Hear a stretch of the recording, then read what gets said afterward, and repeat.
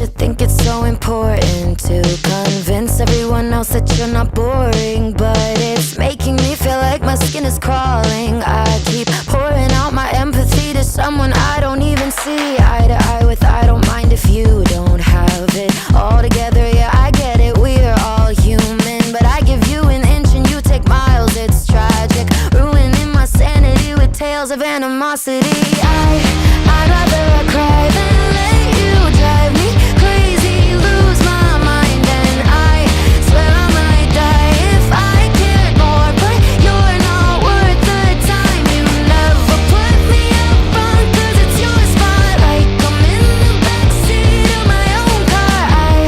I'd rather cry than let you drive me crazy one more night. Climbing up somebody else's ladder just to make yourself feel just a little bit